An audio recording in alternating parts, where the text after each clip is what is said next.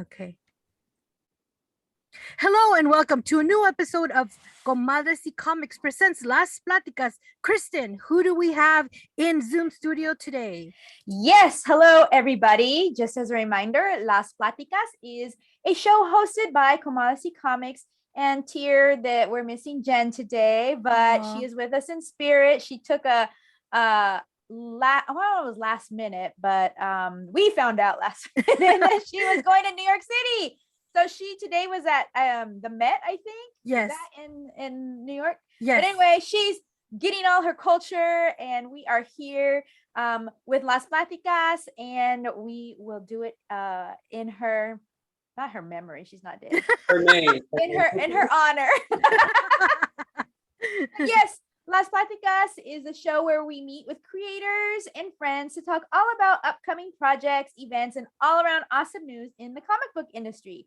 And today we have the pleasure of having Tyler F. Martin with us. Tyler is a comic book and screenplay writer, publisher, editor, and creative director based in Atlanta, Georgia.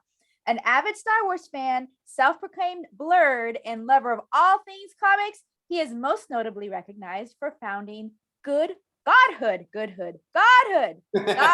Comics, an Atlanta-based publishing company and one of the fastest growing Black-owned independent comic book publishers in the U.S.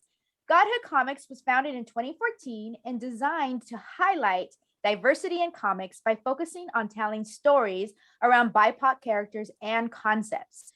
Tyler's also the creator of The Antagonist, a book we reviewed on episode 124. His work has been featured in several popular sites in forums like Looper, CBR, Deadline, Bleeding Cool, Afropunk, Blackgirl Nerds, Black Sci-Fi, Indie Comix Dispatch, Head Nerds, all of the amazing ones. And Tyler hopes to continue to grow his brand as a storyteller as he plans to segue into Hollywood and beyond. Welcome, Tyler. Yes, welcome. Amazing introduction. Thank you so much for being here. Thank you. I'm excited. As I said before, I'm a huge fan of you ladies, and I asked to come on. Right? I said I want to get on with you guys. I want to talk to you ladies. Nice. Hey, well, thank you so much. So we want to get started. I hope that everyone that is watching will grow to become as big of fans as you as we are. And to get that started, why don't you share with us your origin story of how you entered into the comic book industry? We'd really love to hear a little bit about your history with comics and how you began your comic career. Yeah, so I always tell a story because it's I think our origins are some of the most important part of all of our stories. I just remember I was raised by a single mother. My mom, I love my mom to death. She's just amazing, and she worked very hard, and she left my father when I was 1. He was an alcoholic, and I just kind of remember the disarray, going the back and forth, and my escape from that was opening comic books. And at the time I didn't have any at home, but I would go to school, and I would just go to the library, and I would rent out. You could only, back in the day, you could only check out about 2 books, and I would just beg her to let me take this many books home, and she's like, all right, you can take them. And so just cartoons and comic books were kind of my escape to another reality. I think that our reality in general, it's harsh, and so people need an escape, and kids especially. And so that's how I got introduced into comic books. And from that point on, I absolutely fell in love with them.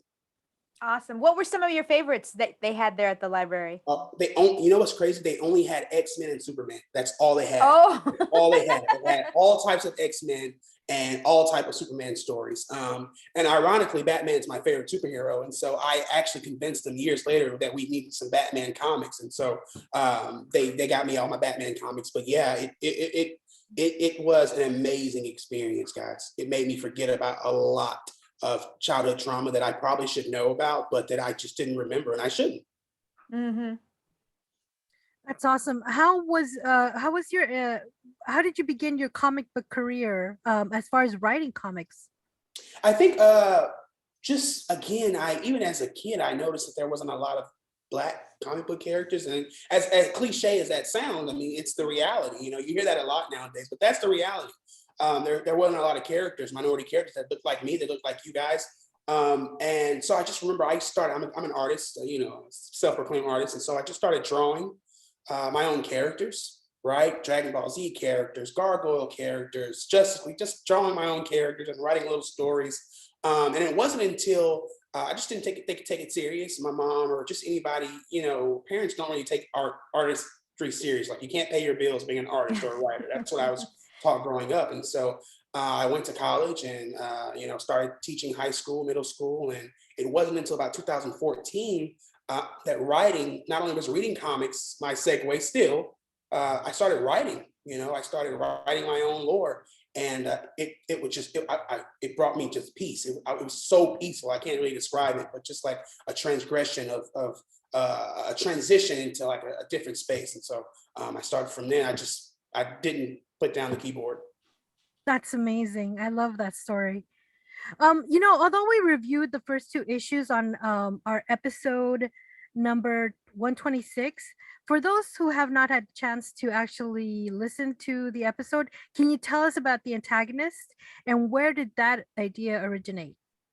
Yeah, so I love talking about the Antagonist. The Antagonist is my favorite comic book right now to date. But, I was a huge Incredibles fan, huge Fantastic Four fan. I always wanted to do something in the family dynamic, but I wanted to do. I just got into recently. The last 2 years or so, I just got into like gory comics, like Invincible, Spawn, hardcore Batman, Tom King Batman. And I wanted to do a family comic book, but I didn't want it to be, I didn't want it to be for kids, And I was sitting at the table with our co-creator, Felipe, and I said, Felipe, I want to do this. I want to do this type of book. I want to have a family. I want to have I want to do a comic book about a Black family of superheroes, right? But I don't want it to be a superhero book about a Black family. I want it to be a book about a Black family who happen to have superpowers. And then I am obsessed with villainy in comic books. Like, I love Lex Luthor and Joker and all those guys. And I said, this hasn't been done before. A superhero family of villains, mainstream and especially Black. And so that's where the Antagonist came to be. It's been the past 6 months have been astounding in building this world. And so, yeah, guys, the Antagonist is about a married couple who wanted to take over the world for their own reasons. They succeeded, but found out they were pregnant, and kind of like all couples, and you kind of want to take over the world together, and then life just comes at you. And so 20 years later, they have 3 kids. That is super cool. Yeah. Yes, well, you definitely know that we read the books and we loved them. And we realized that exactly how you're saying, you didn't want it to be quote unquote for kids. And so the storyline did definitely not pull any punches. So can you talk a bit about what your creative choices were behind being so raw with your storytelling? Yeah, this was probably, I've written a lot of comic books, but this is the hardest, and it still is the hardest, because trying to take these killers and make them not only lovable for us, but turning them into loving parents was very challenging to me, right? Like, how can you burn a man alive and then go and tuck your kids in at night? And it was a challenge, and I just didn't know how to do it. And one of our editors, Patrick O'Malley, he's like, man, we do it in our daily lives every day. We go to work, and there's a way we talk to our boss. And then when we come home, there's a way that we talk to our kids or our families. And then there's a way that we talk to our friends when we're out at a bar. And so I just applied that to the parents. And from there, establishing that, the rest of their actions, I just kind of wrote it down in a huge outline, was easy. And so that's how I see them today. The world sees them as villains, but we get to kind of see them as parents. And they love their kids, they love each other. And that was the challenge for me. But the process is just going from there, establishing those two, and then the rest of the story fell into place. Yeah, definitely with the moms, I can't remember, sorry, her name, your the mother of the family. Tonya. I'm sorry? Tonya. Oh, okay, Yeah. yes. I remember feeling sympathetic to Mhm. her issue and what was going on with her at her job and how Mhm. she just got so angry. And I was like, yes, Yeah, yeah, yeah, I yeah, cheered her when she did what she did. yeah. Tonya, she feels like she's the only one that really sacrificed. She's the only one. She's given up a lot. Mhm. Uh, she got into villainy because Calvin led her into it. She got out of it because Calvin said we need to retire. And she did things by the book. Then she raised a good family. She worked for 15 years, and I think all of that in that moment of not being promoted, all that just came back. That she's given up everything for this, and just like we all go through, we all have those moments of lapse, like, geez, I did right, and I'm not getting it. The only difference between me and Tonya is that she has heat vision, so she can kind of fix it. We can't, So yeah, she at that point she's under a lot of pressure. Yeah, I think when we read that book, I said, this scene exemplifies perfectly why I cannot be a gun owner. Absolutely, yeah, I remember that. That was hilarious. Yes, I heard you say that. Yeah, I mean, Absolutely. her character and what she goes through. I mean, you wrote her as a woman very, very well. Like, I see myself in her, like when Oh, thank you. like all those injustices, or like how she's Absolutely. sacrificed, or how she's talked down to, Absolutely. and how condescending like the higher ups can be. I mean, that was just like a total reflection of some time in my life. So you did an Absolutely. amazing job. Just the feeling, even the art, like her facial expressions, and I appreciate like that. when she like gripped like something because she was upset but she didn't want to Yes. explode. I mean, it's like every little thing was like leading up to that, but it was so relatable to me. I was just like, yes. I'm so excited that you said that. And Tanya's based heavily on my mom, this Okay. powerful Black woman who did everything right, did everything by the book. And it's funny that you say you can relate to that as well, because it's not even it's not even those heavy impacts of racism or sexism that calling. It's the minuscule things, right? It's the way someone says something to you, or looks down on you, or talks over you. It's the little things that hurt the most, and we saw that all over that entire day of Tanya's work. The white men betting against her, that she wasn't going to win in the first place. Mhm. Her boss saying that you belong right by my side. Just the little things like that. No one's out here calling her a B word or this or that, but it's those things that I think are more important. And my mom used to come home all the time. My mom was in law enforcement for over 20 years, and she would come home. Yeah, Wow. come home and tell me these stories, and the little things, Yep. and those things hurt the most. Yeah. So just a little offshoot. This isn't a question here, but given that Tonya is based off of some of those stories and your mother Mhm. as a whole, has your mom read the book, and what does she think of Tonya? Yes, she loves the book. She said, "Hey, I wish I had heat vision." But no, yeah, she's. I told her the good parts of Tanya was. I told mom obviously she's not a killer, but the Right. good parts, just the power of being a minority woman in a white male dominated anything, in Hmm. any field, law enforcement, to what Tanya does, to what we do. She was very respectful, and she loves the character, so she's rooting for Tanya. Oh, awesome. Yeah, Awesome. That is good super question. Good cool. question. Thank you.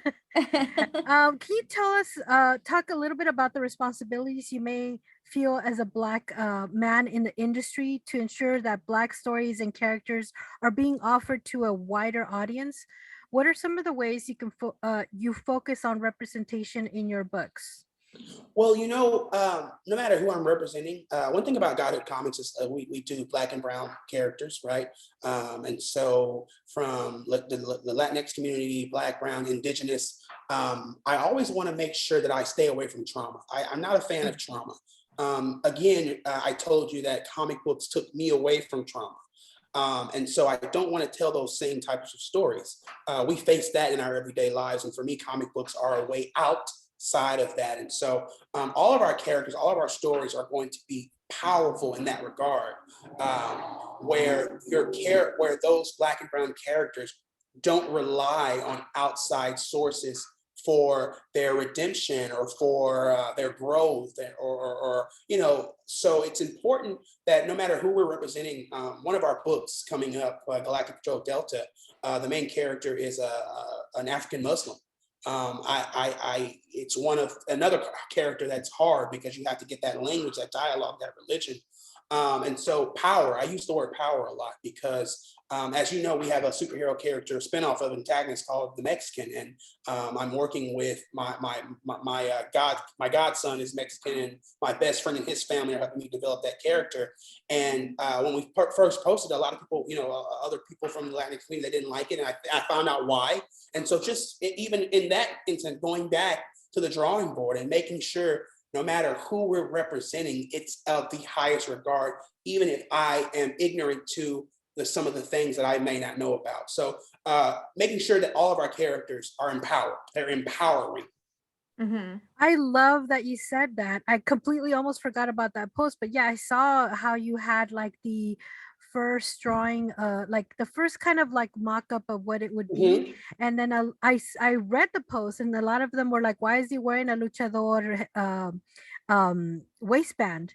And they're like, is he a luchador or what's going on? Right. And then you guys went back to the drawing board, and then you came back with a more like I guess Aztec kind of feel to it. And I was like, oh, this is awesome. I mean, and then you weren't like, well, screw you, this is my character. You were like, oh, good, thank you for the input. You went back to the drawing board and you came back strong. And I was like, wow, he just went from really good to like, oh my God, amazing. Like I didn't think you could take that character and make it better just in the mock-up. I was like, wow, how amazing is that a creator is taking like what the audience is out there telling him, and then just working with that and not being like salty about it, like taking that criticism and turning it around and creating something new and better, and taking other people's opinions and working with that. I thought that was amazing. Yeah, I appreciate that, and we're still doing mock-ups, because I didn't know.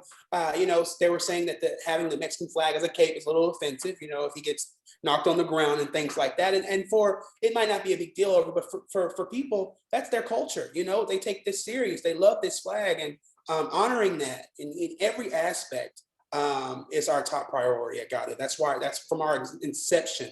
We want to honor everybody of all walks of life. So I appreciate that. Yeah. One of the things that I wanted to ask, and I completely forgot when I was making the questions, is where did the name Godhood come from? Oh, I love this question. So I'm a huge Greek mythology nerd. That's really, and that was my first segue into comics. I forgot, just watching Disney's Hercules and learning all about, because Greek mythology and others, Egyptian mythology, those were the first comic books, the first heroes. And so I remember in order to enter Olympus, a man would have to have his godhood, right? In order for Hercules and Perseus, who were these demigods, in order for them to enter into the kingdom of Olympus, they would have to have their godhood. They would have to receive their godhood by doing acts of kindness and heroism. And so for me, God, when you have your godhood, a man is at his best. It's when he's his closest to God. And so Godhood Comics came into that, because for me, when I'm writing comics, when I'm reading comics, and for a lot of other fans, for you ladies, it's when we're at our purest, it's when we're most happy, and when we're happy, we're closer to God. So that's awesome. Nice. Oh, I like that answer. Great question. And we kind of talked about it. I don't know if it was on air or off air, of like, oh, I wonder why it's called Godhood. So I'm glad I remembered to ask. Yes, yeah. So you have, congratulations, successfully kickstarted your first 2 issues. We know, we read them. And also congratulations, you have a Kickstarter already and set to go on November 1st for the 3rd issue. My husband is currently running a Kickstarter right now, so I know how much work and time and stress goes into creating a Kickstarter. And you don't just push the button and that's it, you walk away. You're constantly doing things and updating and doing all kinds of stuff the entire time that it's up. So please tell our listeners about the current campaign, or the campaign that will be current on November 1st, and about some of the cool rewards that they will be able to get. Absolutely. So the first Kickstarter we did, the first 3 issues actually, and then the second one that we're doing on the first is for issue 4, 5, and 6. So Oh, Oh, okay. nice. Got it. so that's pretty exciting in itself. You get 6 issues, and it's a continuation. It's left off right after issue 3. And so some of the awards you'll get are, we've got some amazing variant covers. They're limited variant covers. We have some new poster art, a tote bag. I'm a coffee drinker. If I showed you my coffee mug cabinet right now, it's full of Thanos, Star Wars, and things like that. And so we have an Antagonist coffee mug. That's one of the reward tiers. And I think this is going to be one of your next questions. We have a slot for a walk-on background appearance on the live action show. So that's one of the big ones. And so we're really excited about this campaign. Oh, wow. Yeah. Oh, That's cool. That is so cool. One of the things that I owe the Antagonist success to is our Kickstarter backers. And you open that book and everyone's name is in there, and we'll continue to do that. And so every time we have a fundraiser and a campaign, it's always backer focused, because we would not have been here without the guys that supported us the first round. So That is That's super cool, man. That is amazing. You currently teach lessons on comic book creation to dozens of creatives through Godhood Comics Schoolhouse Initiative, mhm. which gives new creators the tools, resources, and contacts they need in order to be successful. Please tell our listeners a bit more about the initiative. How can a person become involved in this initiative? Yeah, and Karen, you mentioned your husband or about running a Kickstarter. Is it for comic book, right? yes. Uh-huh. Yeah. And so one of the things that any comic book creator knows, that the process is long, tedious, and super stressful, right? Yes. Oh, yes. Especially if you don't know, just starting out and you don't know what you're doing, which is for a lot of creators. And one of the things I realized as our notoriety grew and our following grew is that people want to make comics. They want to make their own comics. They're just like me. They're just like your husband. They want to make comics. They don't know how. They don't know where to start. It took me about 2 years to get my first comic book done, just trying to figure out trial and error. And so everything I've learned, all the resources that I've gathered, the contacts, the networking, I wanted to share that with upcoming creators to help them kind of avoid some of the things that I went through. And so our schoolhouse, Godhead Comics Schoolhouse Initiative, takes new creators and shows them the ins and outs of how to create your own comic book from script to actual print. And it has been, we just had our 7th class on Thursday, and it has been astounding. Some of our students that have come from since our first classes, their script is already done. They're already onto the artwork. And so it takes away the stress of having to try to figure things out when it's all right there. And that's what we should do in the indie community. That's what we are. We're a community. And so the Godhood Schoolhouse Initiative just kind of upheaves that. And we just community. That's awesome. So I'm assuming that it's for people who are local to Atlanta, or is it online? It's online. Yeah, we just actually had someone from the Bermuda in our class, which was super exciting. But yeah, all over the United States. Yeah. Oh, that's awesome. Okay, and so where would somebody be able to go to? Is there a website? How would they? Yeah, so you just go to godhoodcomics.com, visit our store, and there will be the update of the next class and our schedule of how many classes, and you select what you want, and then boom, you're in. You'll get our Zoom link will be directly sent to you. The best part about the class is just not just me talking all day. We pull comic book writers, creators, authors, publishers, printers from all over the industry, from indie to mainstream. That's awesome. Marvel and DC guys that come on there as well. So we're excited. That's really great. So how about a little sneak peek of what you guys talk about? Can you just share with our listeners what one of the barriers that you hit in your journey of learning how to write comics was, and how you overcame that? Absolutely. So I think that one of the biggest things is not only just writing the script, but finding the perfect artist, finding your artist, and how to find that artist. For me, was very hard. I just didn't know where to look. I didn't know these apps, the social media pages. I didn't know any of these things. And so what we do is you have a complete syllabus of everything. And one of those things is how to find your perfect artist, how to set your comic book budget, how to make sure that you're protecting yourself and your work, right? So NDAs and things like that, artist contracts, things like that, and how to just better world building within the creative team, and how to fully manage your comic book production. Wow, that seems like it is a very comprehensive class. How long does it last? We always do 2 hours. I try to cut it off at 2 hours, but we go for hours, guys. We go for hours. It's always, I always say two. It says the title is 2 hours schoolhouse on comic book creation, but we end up we're in there for 4 hours because you as you ladies know, once you talk comics, it's you got to force yourself to stop. Oh yeah, I mean, if you listen to some of our early episodes, we almost went out 2 hours. I mean, we've tried to, like, you know, because people's attention span, you know, like, oh god, these girls have talked for 2 hours, like, you know, my commute is only 1 hour, like, because people listen in the car. And sports and comic books, those are two things that you can talk about for hours.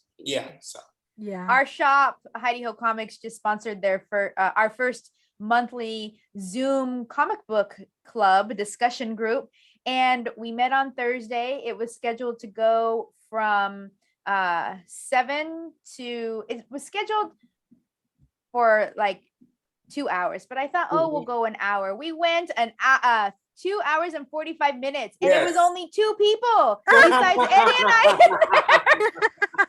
Yes, exactly. I would love to be in that as well. So please invite me. I would love to. Yeah, and they said it is so great to get to talk comics with other people who not only also know about comics but love to talk about comics. Absolutely. It's a space safe.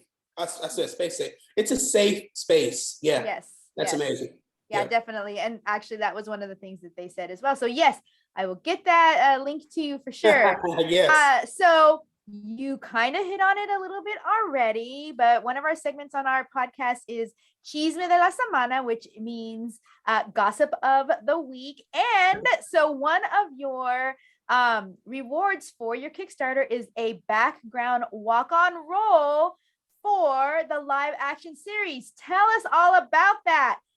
We heard, quote unquote, that it was in the works, but your little share right there is telling us that it's already further than what we knew. Can you tell us more?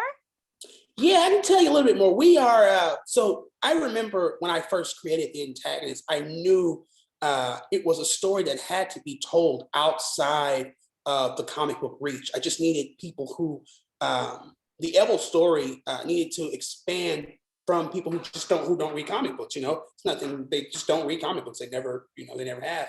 And so I strategically designed it to maybe one day, hopefully, be adapted. And so with the success of the Kickstarter, we had tons of people in the industry reach out to us. And so it sounds nice and exciting, but it also comes with its own kind of like, oh, wow, this is a lot. And making sure I was protected and myself was protected. And so we vetted so many producers, and I'm lucky enough that we found our production team in Braham Entertainment.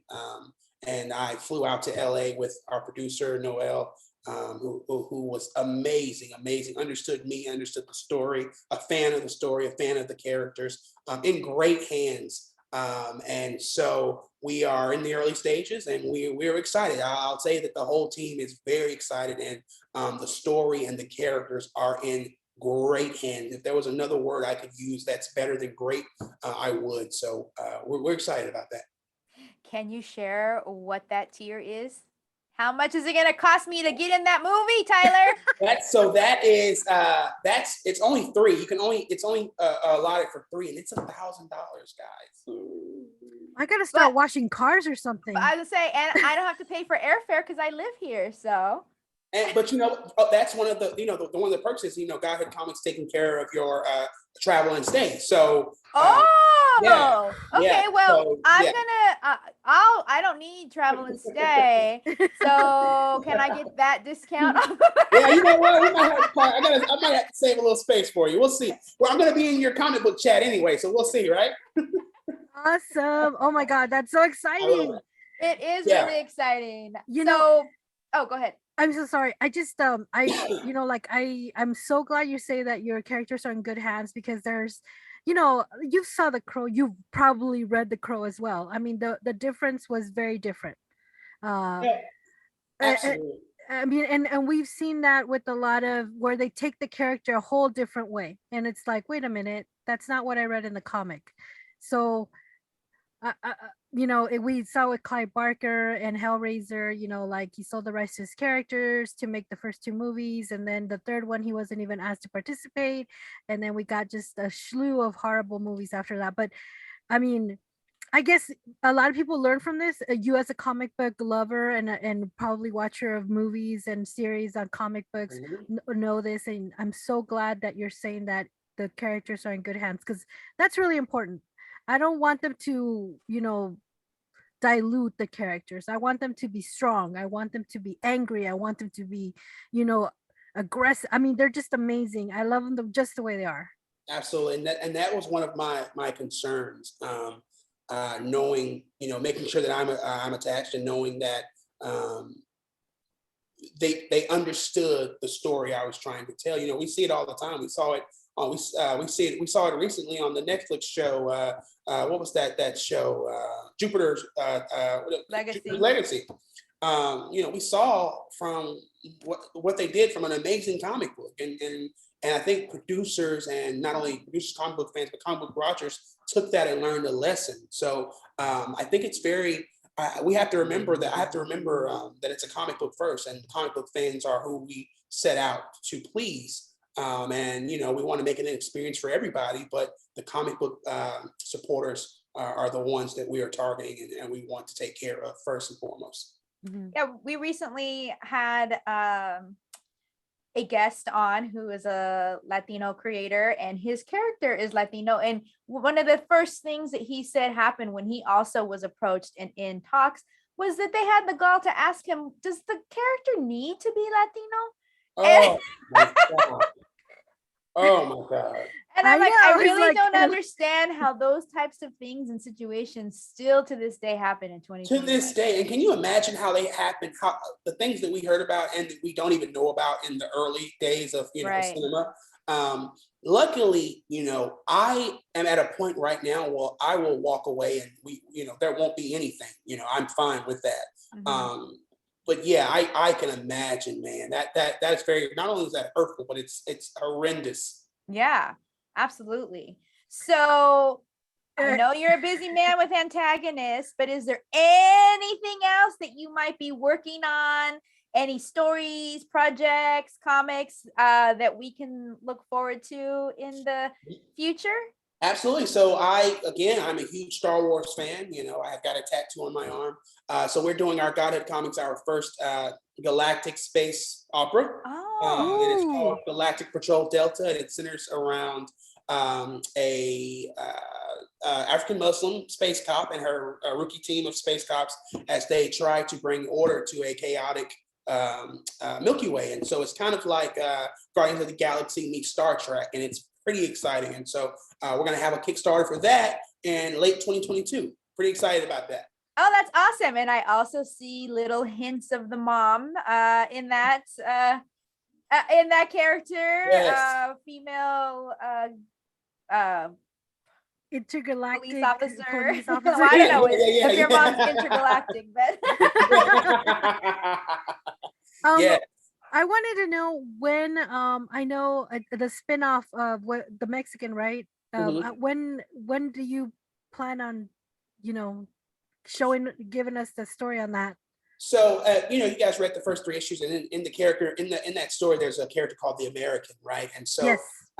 with the American, it was like a arms race for other nations, and they needed their own superhero characters. And so one of the things that we'll see in issue 20, I think, first of all, there's going to be 150 issues of the Antagonists. They're already in works and planned out, and we're excited.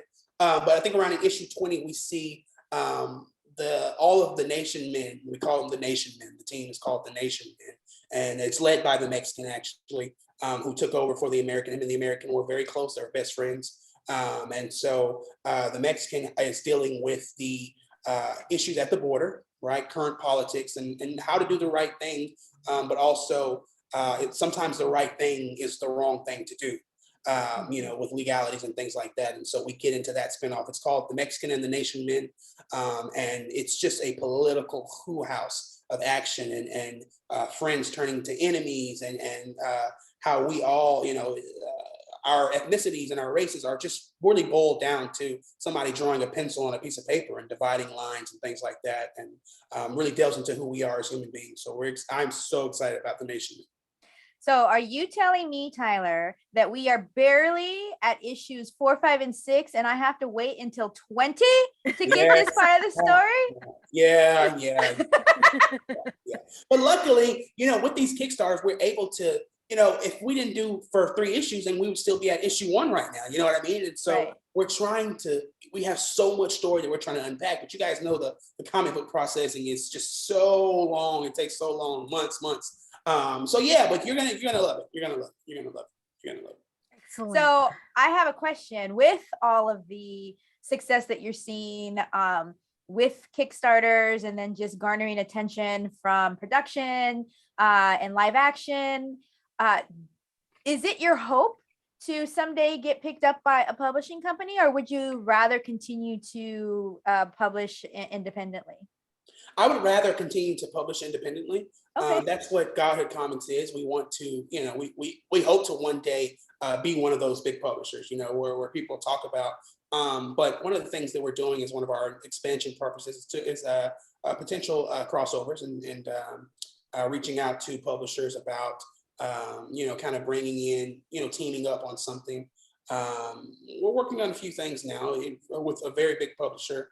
And it has something to do with the Antagonist and one of its spinoff. And so just making sure our name is on there with theirs. And, where we can only do, 3 issues of Kickstarter, these guys can roll out the next 10 issues, without fundraising. And so, it's a good question. Yeah, we're open. Awesome. Is there a dream crossover that you have in mind that you'd be like, oh my gosh, Antagonists with this cast of characters? What would be your dream? Oh, that is an amazing question. I would love to see Tonya and Calvin Evil, the parents in the Antagonist series. I would just love to see them being hunted by Batman. Oh, wow. I would love to have them in Gotham somehow, and to see how Bruce would take care of these type of characters. I would love it. I'm writing a fan thing, but that's another story. Are you reading, since you did mention that Batman is your favorite character, are you reading any of the Fear Stake books that are out right now? I haven't yet. I love Tim Fox's iteration of Batman, but I'm just so old school. I just love anything Bruce Wayne. Currently, right now, I'm rereading the entire Injustice series, comic book series. And I could talk about Batman all day, guys, but a lot of his dialogue, I learned so much from reading those comic books, especially Tom King's run, Injustice run, and definitely anything Tom King gets his hands on is just his writing is very, very poignant, and I think he has a great grasp of the characters that he is entrusted with. And Batman, of course, is one of those legacy characters that you screw up and people let you know.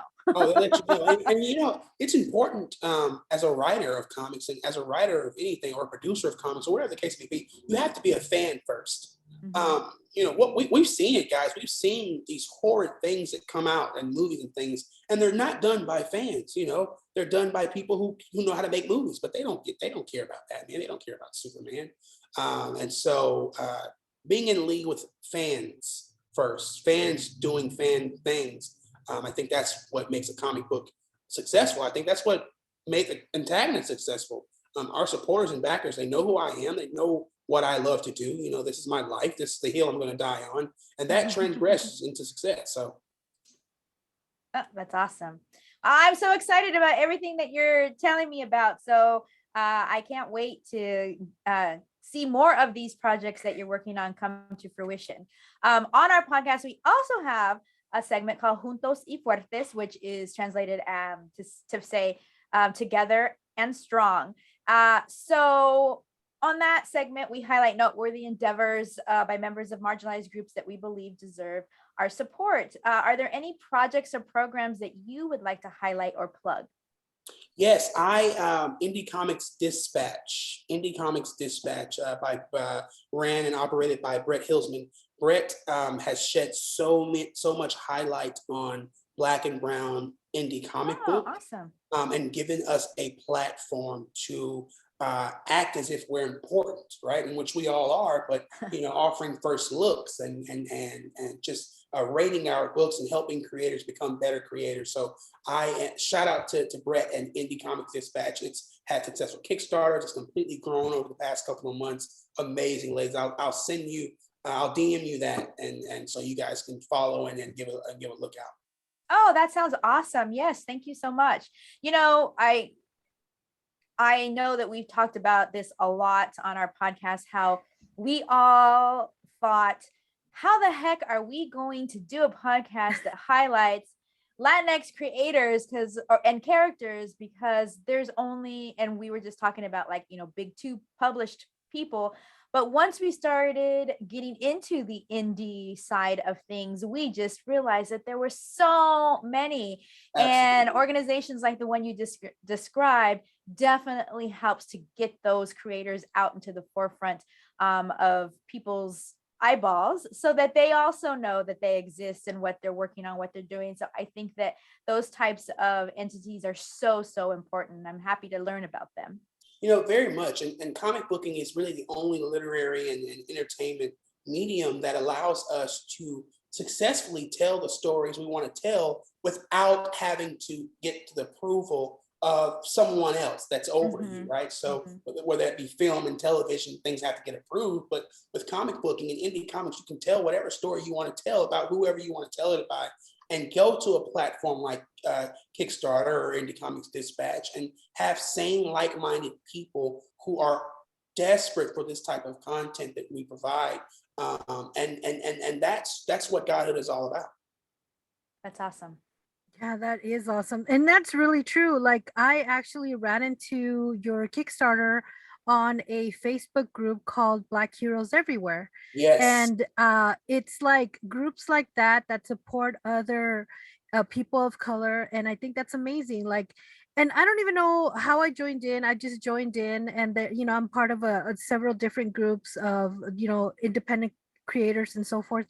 And it's just really nice to see like some posts and stuff, and then you become aware of their existence, and then Absolutely. You can back them, and then you become a fan, and here we are, and it's just amazing. Yeah. And then you become friends. Yeah. And then you go vacation and you have Walk on Roll on their movie or TV show.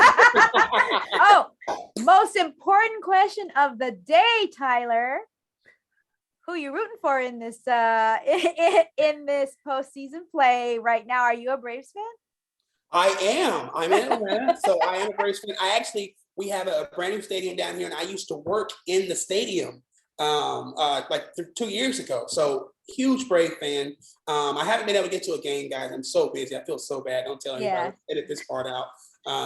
But yeah, definitely Braves fan. Definitely. Okay. I actually used to be a Braves fan when I was in college, and I followed them religiously. And I used to just be, it was the 90s dream team. Yes. And I just lost track when I moved here to Los Angeles. And then I just started, once you get here, it's hard for you to not start to just follow along. And you definitely can't walk around. You definitely can't walk around the city with the Braves shirt on. Yeah. I wore my Braves jersey actually very early on when I moved here in like 97 to a Dodger game, and it was not pretty. Yeah. No, I was gonna say absolutely not. Shame on you. So yes, this matchup right now, the games are very, very like stressful right now, and it's down to the last the wire. But yeah, the reason why I was just asking, it's kind of funny, completely off topic and off subject, but I wanted to move to Atlanta specifically because I was such a big Braves fan. Wow. Out of college, I actually looked into moving to Atlanta, Georgia, so that I could go to I could go Yeah, to the stadium. I'm about 10 minutes away from the stadium. Wow. I have season tickets. Last season, I was just there gracefully every day. And I've got a ton of Brave things in my closet. My dad was a huge baseball fan. I'm from Tennessee, and so when my mom moved down here, he tried to come down here because of the Braves. No. So complete tangent, but I had to ask. Well, I said earlier, comics and sports. That's the only two things you can talk about forever. That is awesome.